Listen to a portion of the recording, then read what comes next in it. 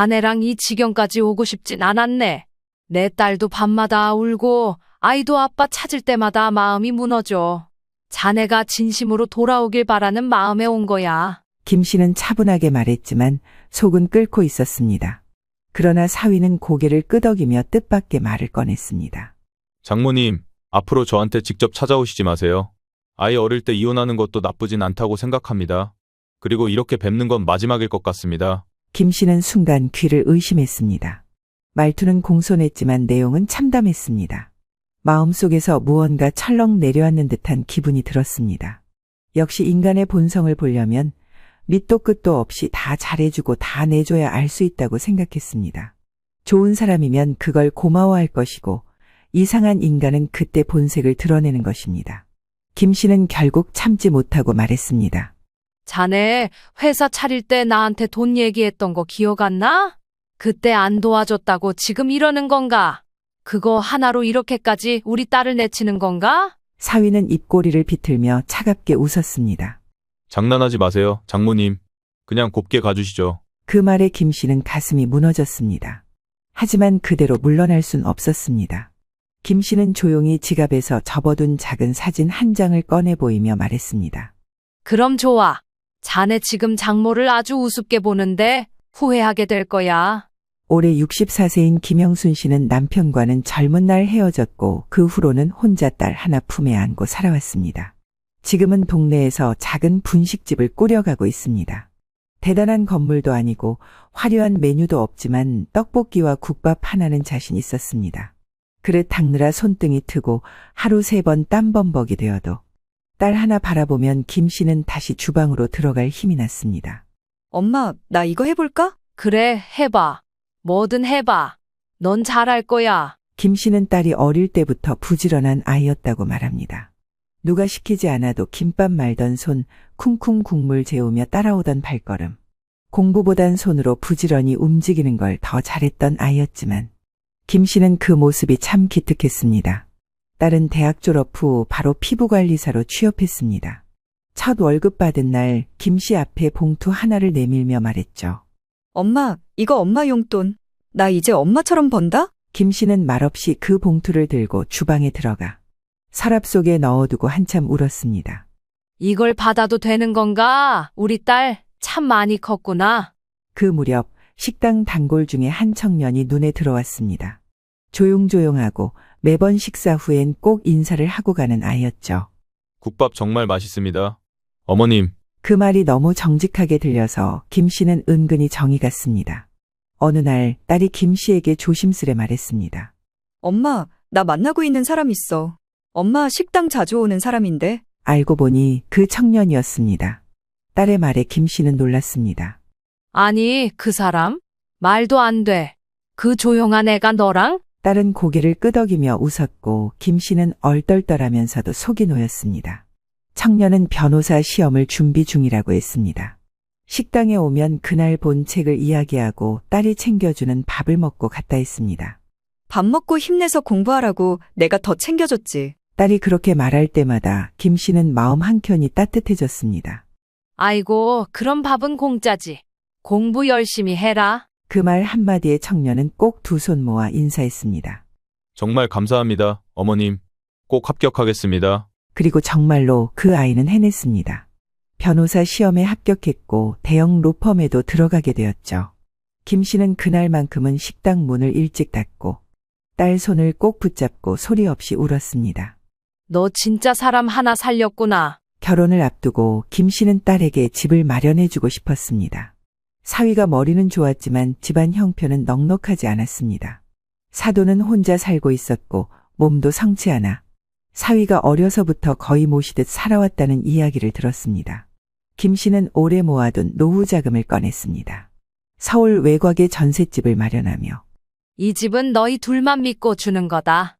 싸우지 말고 서로 보듬고 살아라. 그 말을 남기며 3억을 보탰습니다. 사위는 감격에 겨운 얼굴로 말했습니다. 어머님, 이 은혜는 절대 잊지 않겠습니다. 사돈 역시 말했습니다. 참 든든하고 감사하네요. 저는 아들 보내면서 뭐 하나 제대로 해준 게 없는데. 김 씨는 웃으며 손을 잡아줬습니다. 부족하긴요. 마음이 전부죠. 서로 아껴주기만 하면 그만이에요. 딸은 결혼 후에도 시어머니를 정성껏 모셨습니다. 편찮은 사돈을 위해 반찬을 싸들고 가서 집안일을 하고 명절이면 김씨 집과 시댁을 오가며 성심껏 챙겼습니다. 사돈은 김씨에게 전화를 걸어 말했습니다. 정말 고마운 며느리예요. 저는 복덩이 얻었어요. 김씨는 가슴이 꽉 찼습니다. 그래, 내가 잘 키웠구나. 우리 딸, 어디 가도 사랑받는 애구나. 그렇게 김씨는 딸의 결혼을 기쁨이라 여겼습니다. 비록 혼자였지만 딸이 사랑받으며 살아가는 모습을 보는 것만으로 김씨는 세상을 다 가진 듯한 기분이 들었습니다. 김씨는 결혼 후 2에서 3년 동안 딸의 삶을 가까이서 지켜봤습니다. 딸은 아이를 낳고도 일을 손에서 놓지 않았습니다. 아침이면 일찍 피부관리실에 출근하고 퇴근해서는 곧장 장을 보고 집안일을 했습니다. 아이도 스스로 돌보며 남편 퇴근 시간에 맞춰 저녁까지 챙겼습니다. 우리 애는 내가 키워야지. 남의 손에 맡기긴 좀 그래서. 딸은 그렇게 말하며 하루하루를 버텼습니다. 김씨는 속으로 안쓰럽고도 기특하다고 생각했습니다. 한창 힘든 시기인데도 남편에게 투정 한 번 부리지 않는 딸의 모습이 대견했기 때문입니다. 김씨는 그때까지만 해도 사위를 좋은 사위라고 여겼습니다. 주말이면 딸과 외식을 하며 시간을 보내고 명절이면 늘 인사하러 왔습니다. 김씨네 식당에도 성의껏 들러 인사를 하고 손님들에게도 상냥하게 인사하던 사위였습니다. 그러던 중 사위가 언론에 이름을 올리게 됐습니다. 전세 사기 피해자들을 위한 집단 소송을 맡으면서부터였습니다. 처음엔 김씨도 뉴스에서 사위 얼굴이 나오는 게 어색했지만 곧 자랑으로 다가왔습니다. 사장님, 사위분이시죠? TV에서 봤어요. 진짜 똑똑하고 정의로운 분이더라고요. 시장에서도 단골 손님들 사이에서도 그런 말이 나왔습니다.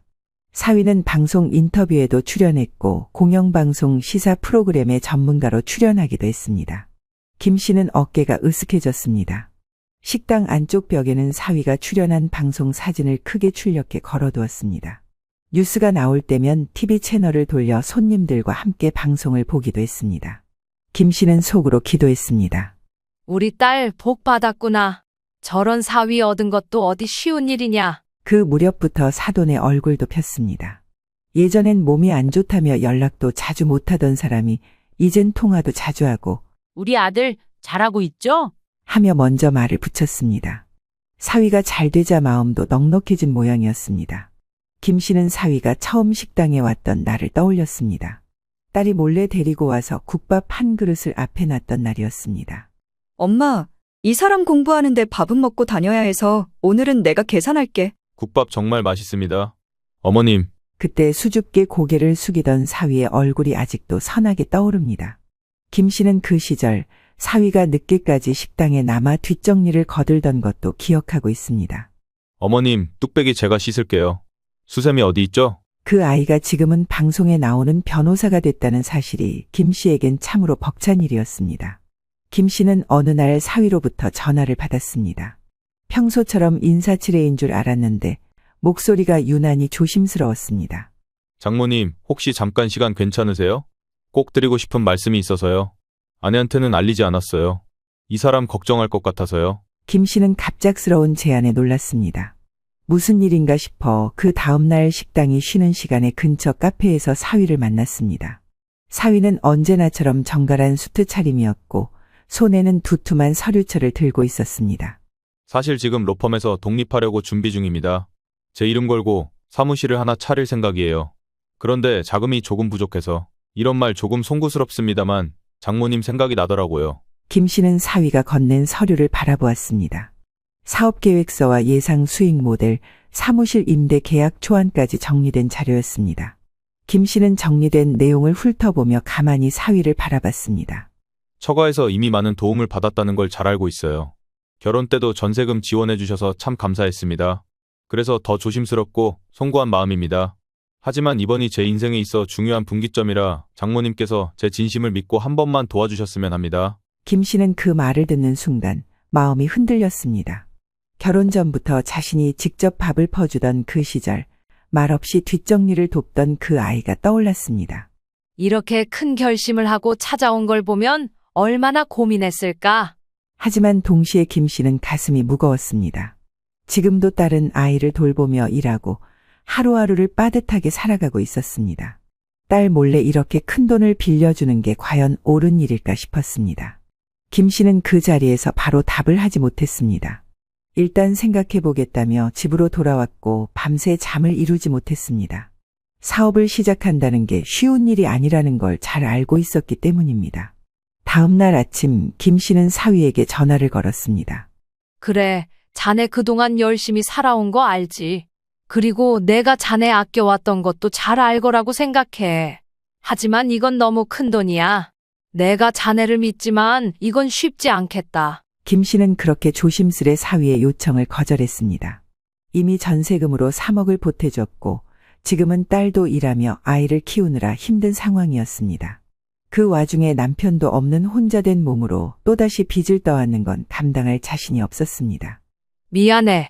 도와주고 싶은 마음은 있는데 이건 내가 해줄 수 있는 일이 아니야. 사위는 고개를 끄덕이며 이해한다고 말했지만 그 눈빛에서 묘한 실망감이 비쳤습니다. 김 씨는 그 순간 느꼈습니다. 뭔가 달라질 것 같은 예감이 스치고 지나갔습니다. 그날 이후 분위기는 조금씩 변하기 시작했습니다. 김 씨는 당시 딸이 피부샵을 운영하며 아이까지 돌보는 모습을 볼 때마다 마음이 복잡했습니다. 한편으로는 너무 안쓰러웠고 또 한편으로는 참 기특했습니다. 딸은 새벽부터 피부샵 문을 열고 손님 받고 저녁이면 장난감 챙겨 아이 데리고 집에 와서 밥까지 지었습니다. 사위가 바쁘다는 이유로 육아며 살림에 손을 놓은 지는 이미 오래였습니다. 그래도 우리 딸은 참 야무져. 여기서 사위가 조금만 더 같이 해주면 좋을 텐데. 이렇게 마음속으로 몇 번이고 되뇌었습니다. 그러던 어느 날 믿기 어려운 일이 벌어졌습니다. 바로 사위 쪽 어머니, 그러니까 사돈이 딸에게 전화를 했다리 도무지 이해할 수 없는 말을 했다고 합니다. 예, 너희 신랑 지금 잘 되고 있잖아. 요즘 방송에도 많이 나오고 다들 잘한다고 하더라. 이럴 때 회사를 차려야 한대. 방송에 나오는 사람들 보면 다 자기 이름으로 사무실 하나쯤 있잖아. 지금 잘 되려고 하는 상황이 코앞인데 너가 좀 더 신경 써줘야 하지 않겠어? 김 씨는 그 말을 듣고 귀를 의심했습니다. 그토록 딸을 복덩이 며느리라고 부르며 예뻐하던 사돈이 이제 와서 그 입으로 그런 이야기를 꺼냈다는 게 믿기지 않았습니다. 딸 역시 당황해서 김 씨에게 그대로 전했습니다. 엄마, 어머니가 나보고 대출 좀 받으래. 피부샵 담보로. 김 씨는 깜짝 놀라 딸을 쳐다보며 물었습니다. 아니, 네가 왜 대출을 받아? 네 신랑은 뭐하니? 자기 엄마한테 시켜서 너한테 말하는 거야? 그게 무슨 도리니? 그러니까 말이야. 자기가 직접 말은 못하겠고 그걸 또 시어머니한테 말하라고 했나 봐. 이게 무슨 방식이야. 정작 어머니는 아들 장가 보낼 때도 돈 없으셔서 1,000만 원 간신히 보내고 지금도 아들 용돈 받으며 사시잖아. 김 씨는 어이가 없었습니다. 그렇게 고마워하던 사돈이 이제 와서 돈 얘기를 꺼내며 딸을 몰아붙이다니. 정말 기가 막혔습니다. 엄마, 나는 못해. 샵도 겨우 유지하는데 무슨 대출이야. 왜 내가 이걸 해결해야 해? 나는 지금 남편이 방송하고 잘 나가서 얻은 게 없어. 이 사람 지금 유명세에 맞게 씀씀이도 되게 커졌단 말이야. 생활비를 주긴 해도 이 사람 차도 바꾸고 옷도 비싼 거 입고 돈 나갈 일이 더 많아. 김 씨는 그 말을 들으며 마음이 아팠습니다. 딸이 평생 누굴 힘들게 한 적도 없고 시댁에도 항상 공손하고 정성껏 잘해왔는데 왜 이런 압박을 겪어야 하나 싶었습니다. 그러나 더 황당한 일은 그 뒤부터였습니다. 딸이 대출을 거절하고 나자 사돈의 태도가 180도 달라졌습니다. 예전엔 명절 때마다 딸에게 전화를 걸어 먼저 인사하던 사람이었습니다. 딸이 챙겨보낸 선물에도 고맙다는 문자를 꼭 남기던 사람이었습니다. 그런데 어느 순간부터 아무런 연락도 없고 설날 인사 문자를 보냈는데도 답장 한 줄 없었다고 합니다. 엄마, 나 뭔가 잘못한 거야? 왜 아무 말도 없지? 김 씨는 속이 타들어갔습니다. 너는 잘못한 거 없어. 잘못한 건 걔들이지. 사람이 은혜를 그렇게 모르면 안 되지? 사위의 태도도 마찬가지였습니다. 예전엔 집에 들어오면 아이 먼저 안아주던 사람이었습니다. 딸과 이야기도 자주 나누고 김 씨가 보면 티는 안 내도 나름 애쓴다고 생각했던 사람이었습니다. 그런데 이제는 눈빛부터 차가웠다고 합니다. 딸이 말을 걸어도 대답이 짧아졌고 퇴근도 늦어지더니 급기야 명절에도 얼굴을 안 보였습니다. 김 씨는 그 말에 속이 뒤집혔습니다. 딸이 그런 분위기에 지쳐 눈치를 보며 시댁에 들렀는데도 사돈은 문 앞에서 얼굴만 내밀고 인사도 건성으로 받았다고 했습니다. 딸은 김 씨에게 말했습니다. 엄마, 내가 그렇게 큰 잘못했나? 요즘 우리 둘 부부 같지가 않아. 말도 잘 안 하고 그냥 모르는 사람 같아. 김 씨는 그 말을 들으며 말없이 딸 손을 잡아주었습니다. 네가 뭔 죄야? 그냥 한 몸 바쳐서 열심히 산 죄밖에 없는데. 그러면서 속으로 눈물을 삼켰습니다. 그리고 얼마 뒤 김 씨는 그날 딸에게 들은 이야기를 평생 잊을 수 없을 것 같았습니다. 며칠 지나 딸이 손주를 데리고 시댁에 들렀다고 했습니다. 그날은 사위와도 약속을 겨우 맞춰 함께 보기로 한 날이었다고 했습니다. 사위가 요즘 집에 얼굴을 잘 비추지 않으니 딸은 아이 핑계를 대며 분위기를 좀 풀어보려 했던 모양이었습니다. 김 씨는 그 마음이 얼마나 조심스러웠을지 생각만 해도 속이 쓰렸습니다. 김 씨는 딸이 들려준 그날 이야기를 하나하나 들으며 가슴이 철렁했습니다. 딸 말로는 어린 손주가 사위의 핸드폰을 자꾸 만지작거렸다고 했습니다. 얘는 핸드폰을 너무 좋아해. 그렇게 말하며 사위는 귀찮은 듯 잠깐 비밀번호를 풀고 아이 손에 폰을 쥐어줬다고 했습니다. 아무렇지 않게 지나칠 수 있는 순간이었지만 딸은 멀리서 지켜보던 중 이상한 느낌을 받았다고 했습니다. 아이가 이리저리 손가락으로 화면을 누르다 보니 사진첩이 열렸던 모양입니다. 그때 스쳐 지나간 사진 하나에 딸은 숨이 멎을 뻔했다고 했습니다. 사위가 누군가와 함께 웃고 있는 사진이었는데 옆에 있던 여자는 딸이 모르는 사람이었습니다. 화려한 외모의 고급스러운 옷차림, 어깨를 맞대고 찍은 사진 한 장이 모든 것을 말해주고 있었습니다. 김 씨는 그 말을 듣는 순간 뒷덜미가 서늘해지는 기분이 들었습니다. 사위가 잠깐 차를 빼러 나간 사이 딸은 조심스럽게 핸드폰을 집어들었다고 했습니다. 그리고 메신저 앱을 열어봤다고 했습니다. 김 씨는 그때 딸이 얼마나 떨렸을지 마음이 아려왔습니다. 딸은 말했습니다. 엄마, 내가 잘못 본 게 아니더라. 메신저에 웬 여자랑 주고받은 말들, 만난 날짜, 사진 다 있었어. 너무 무서웠어. 내가 뭘 잘못한 건가 싶고 손이 막 떨렸어. 김 씨는 딸의 떨리는 목소리를 들으며 가슴이 저릿했습니다. 딸은 사위가 없는 틈을 타서 모든 메시지와 사진을 자기 핸드폰으로 전송해 두었다고 했습니다.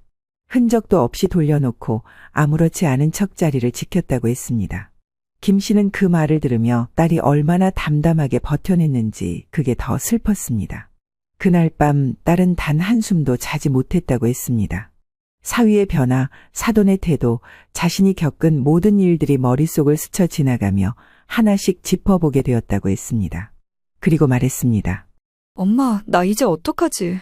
그 사람이 달라진 게 단지 사업 때문만은 아니었던 것 같아. 김 씨는 그제야 모든 퍼즐이 맞춰지는 기분이 들었습니다.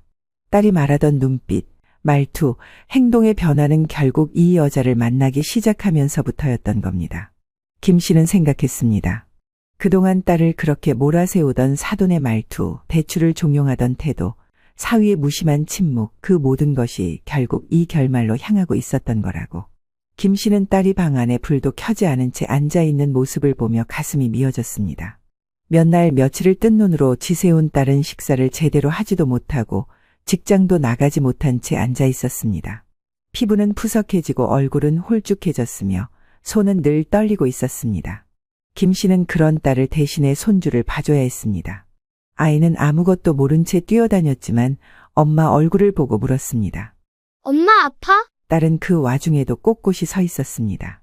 사위가 저지른 일에 흔들리지 않으려 애쓰는 모습이 안쓰러웠습니다. 김 씨는 그 모습을 보며 젊은 날 자신의 모습이 겹쳐졌습니다. 자신도 과거의 남편의 외도로 결국 혼자서 나와 딸 하나를 키우며 식당 문을 연 날이 떠올랐습니다. 가슴이 미어지고 손이 떨렸지만 김 씨는 끝까지 담담한 얼굴을 유지했습니다. 딸은 결국 증거를 하나하나 모으기 시작했습니다.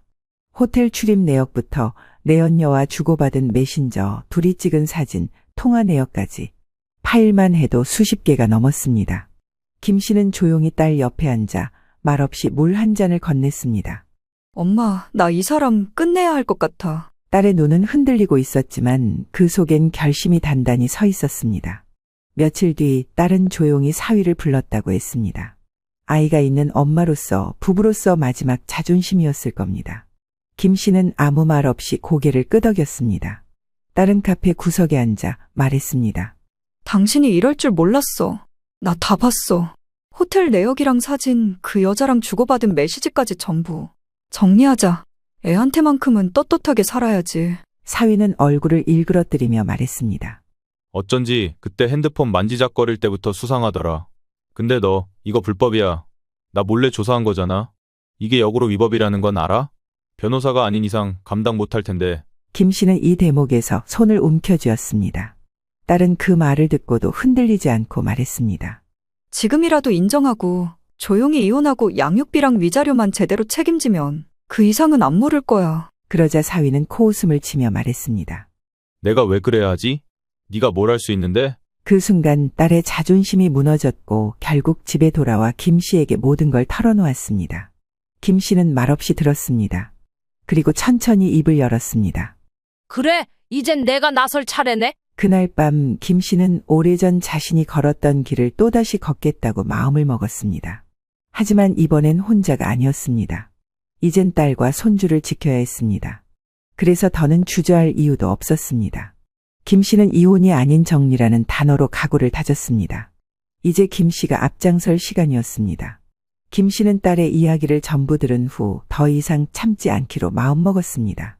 사위는 물론이고 시댁까지 딸을 무시하고 있다는 생각에 피가 거꾸로 솟는 듯했습니다. 김 씨는 즉시 시댁으로 전화를 걸었습니다. 통화를 받자마자 사돈의 첫마디는 김 씨의 심장을 그대로 내려앉게 했습니다. 사돈, 제가 우리 며느리를 이뻐하긴 하지만 우리 아들 입지가 대단하잖아요. 요즘 얼마나 인기가 많아요. 얘가. 당연히 다들 탐내죠. 그냥 그런 현상이라 생각하세요. 김 씨는 순간 아무 말도 할 수 없었습니다. 이건 단순한 일탈을 두둔하는 게 아니었습니다. 딸의 고통을 아예 그럴 수 있는 일로 치부해버리는 모욕 그 자체였습니다. 그동안 딸이 그렇게 정성을 다해 시어머니를 챙겼고 가정 하나 지키려고 그렇게 애를 썼는데 돌아온 반응이 이런 거라니. 김 씨는 그제야 확신했습니다. 이 사람들 진심으로 우리 딸을 내려다보고 있었구나. 입만 열면 복덩이 며느리라던 말도 다 가식이었구나. 더는 참을 이유도 물러설 자리도 없다고 느꼈습니다. 김 씨는 바로 다음 날 사위에게 전화를 걸었습니다. 차분한 목소리로 말했습니다. 자네, 오늘 식당으로 와. 내가 할 얘기가 있으니. 하지만 사위의 목소리는 냉랭했고 태도는 오만했습니다. 죄송합니다, 장모님. 좀 바빠서 어렵겠네요. 김 씨는 전화를 끊은 후 깊게 숨을 들이켰습니다. 김 씨는 자신이 평생 장사하며 알고 지내온 지인 중 한 명인 변호사를 찾았습니다. 상황을 조목조목 설명하고 지금부터 무엇을 준비해야 하는지 하나씩 체크해 나갔습니다. 딸도 함께 동행했습니다. 처음엔 말도 제대로 못 꺼내던 딸이었지만 김 씨 옆에서 점차 표정이 단단해지기 시작했습니다. 그날 이후 김 씨와 딸은 변호사 사무실을 오가며 하나하나 준비를 해나갔습니다. 위자료, 재산 분할, 양육권, 사위가 도망치지 못하도록 법적으로 완벽하게 조치할 수 있는 방법들까지. 김 씨는 빈틈없이 움직였습니다. 감정에 휘둘리지 않고 대신 철저히 대응했습니다. 사위가 빠져나갈 구멍 하나 없이 모든 기록을 모으고 모든 가능성을 검토했습니다. 김 씨는 처음으로 마음속 깊이 다짐했습니다. 비록 나랑 비슷한 길을 갈지언정 내 딸은 절대로 행복하게 해줄 거야. 김 씨는 딸의 상태가 점점 나빠지는 걸 보며 더 이상 그대로 두고 볼 수 없었습니다. 딸은 말도 없이 아이만 안고 멍하니 창밖만 바라보곤 했고 손주 역시 엄마 눈치를 살피며 낯설게 굳은 얼굴로 놀았습니다. 김 씨는 가슴이 미어졌습니다. 어릴 적 남편과 이혼하고 딸을 안고 버텼던 시절이 떠올랐습니다. 그때의 자신처럼 딸도 지금 고통의 한가운데 있었던 겁니다. 김 씨는 생각 끝에 조용히 움직였습니다. 딸 몰래 그리고 사위에게도 예고 없이 로펌 사무실을 찾아갔습니다. 번듯한 정장을 입고 일하는 사위의 모습은 겉보기에 그럴싸했지만 김 씨는 이미 마음속으로 각오를 하고 있었습니다. 응접실에서 마주 앉은 김 씨는 조용히 말을 꺼냈습니다. 자네랑 이 지경까지 오고 싶진 않았네. 내 딸도 밤마다 울고 아이도 아빠 찾을 때마다 마음이 무너져.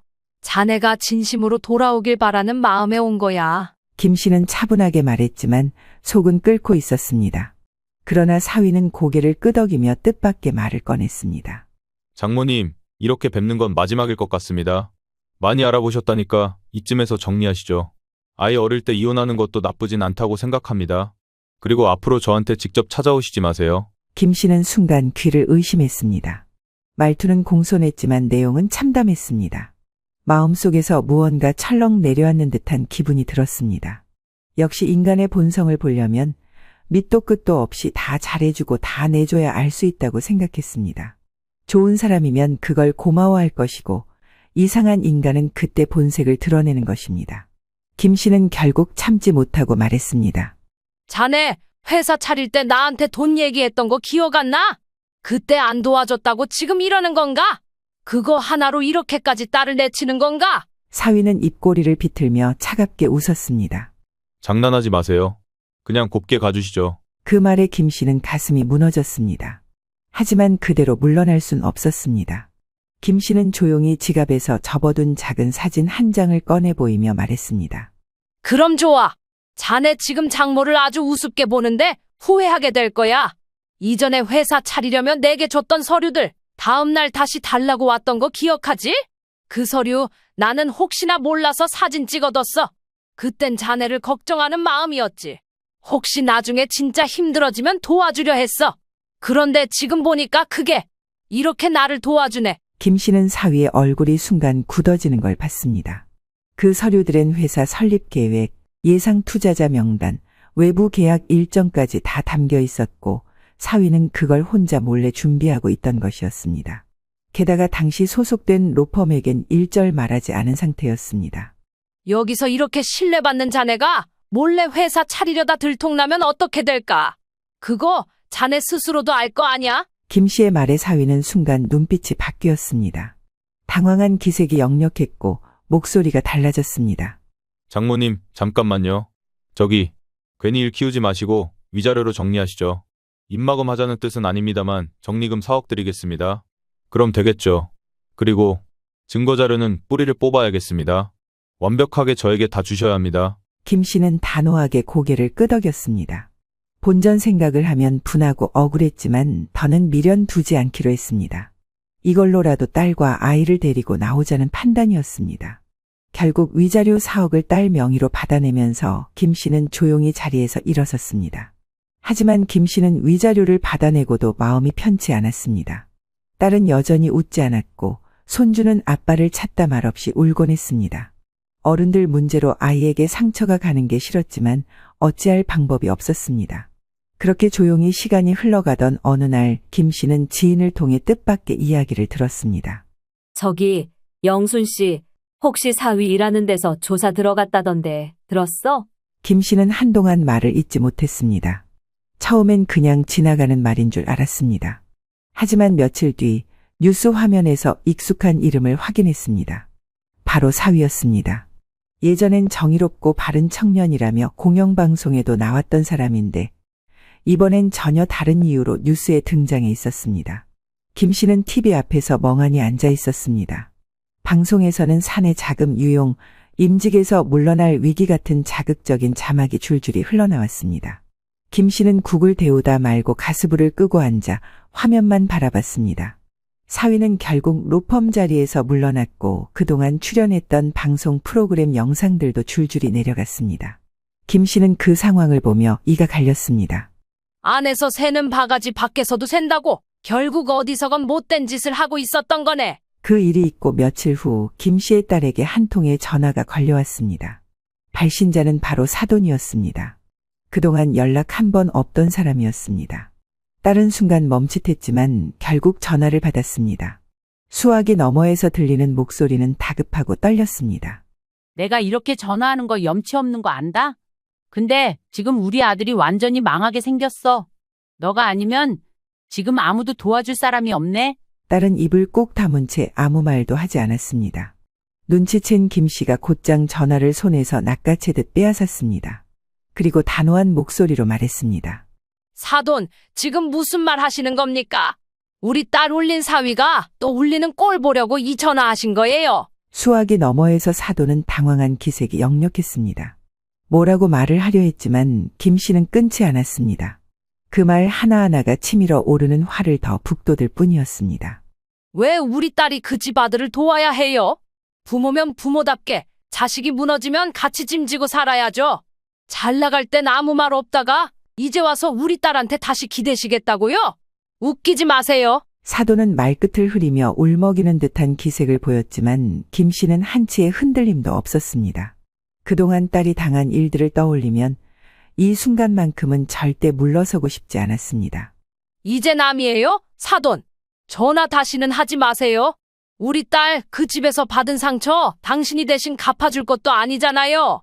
그 잘난 아들이 저지른 일 부모로서 같이 짊어지고 살아가세요. 어디서 남의 딸한테 짐덩이를 넘겨요. 김 씨는 그렇게 전화를 끊었습니다. 손에 남은 열기와 떨림이 가시지 않았지만 단 한 번의 후회도 없었습니다. 그날 밤 김 씨는 잠이 오지 않았습니다. 거실에 앉아 딸이 자는 방을 바라보다가 조용히 문을 열었습니다. 딸은 아이 옆에 누운 채 조용히 눈을 감고 있었습니다. 김 씨는 속삭이듯 말했습니다. 이젠 진짜 끝이야. 너한텐 엄마가 있잖아. 아무것도 걱정하지 마. 그리고 천천히 문을 닫았습니다. 어두운 거실에 다시 조용함이 내려앉았고 김 씨는 오랜만에 눈을 감을 수 있었습니다. 김 씨는 지금 딸과 함께 살고 있습니다. 모든 일이 정리된 후 딸은 아이를 데리고 친정으로 들어왔습니다. 처음엔 말없이 짐을 옮기고 거실 한쪽에 멍하니 앉아있던 딸을 보며 김 씨는 아무 말도 하지 않았습니다. 대신 손주를 데려와 목욕시키고 딸 대신 저녁을 차려놓으며 하루하루를 다시 살아냈습니다. 딸은 한동안 아무 일도 하지 않았습니다. 마음이 회복되려면 시간이 필요했기 때문입니다. 아이가 유치원에 다니기 시작하고 김 씨가 매일 등하원을 도맡아주자 조금씩 기운을 되찾기 시작했습니다. 그렇게 몇 달이 흐르고 딸은 다시 일을 시작하겠다고 말했습니다. 엄마, 나 다시 샵 열고 싶어. 예전 고객들도 아직 연락 주고 그냥 주저앉아 있으면 내가 나를 놓아버릴 것 같아. 김 씨는 조용히 고개를 끄덕였습니다. 이미 그런 날이 오리라 예상하고 있었기 때문입니다. 그래. 너가 하고 싶다면 엄마가 도와줄게. 딸은 사위에게 받았던 위자료 중 일부를 꺼냈습니다. 김 씨는 그 돈을 보며 참 많은 생각이 들었습니다. 이 돈이 우리 가족에게 상처로 남아야 하는지 아니면 새 시작의 자본이 되어야 하는지. 하지만 딸이 리모델링 계획을 세우고 새로운 인테리어 도면을 그리며 활기를 되찾는 모습을 보자 김 씨는 마음을 고쳐먹었습니다.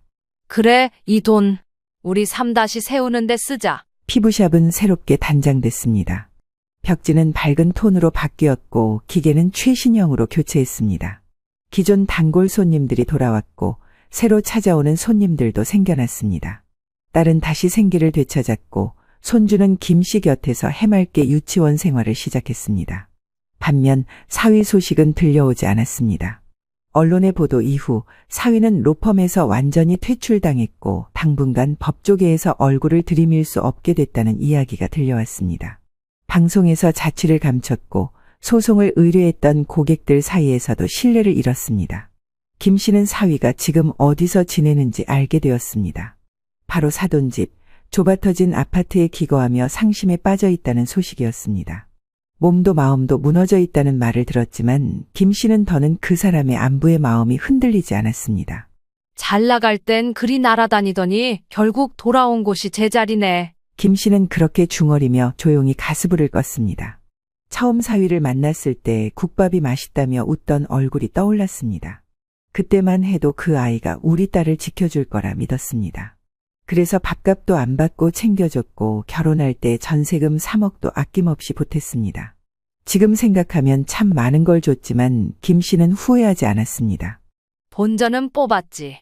그 돈으로 우리 딸과 손주 다시 살아가고 있으니까. 딸은 다시 웃기 시작했고 김 씨는 그런 딸을 보며 마음속으로 다짐했습니다. 이제는 어떤 일이 있어도 딸이 다시 무너지게 두지 않겠다고. 김 씨는 식당을 접은 이후 딸의 피부샵에서 틈틈이 자비를 도우며 지내고 있습니다. 시간이 지나면서 동네 사람들은 김 씨 가족의 사연을 잊어갔고 대신 새로 문 연 피부샵을 칭찬하며 찾아옵니다. 김 씨는 오늘도 가게 문을 닫으며 속으로 중얼거렸습니다. 다 지난 일이야. 우리 딸 이제 잘 살면 돼.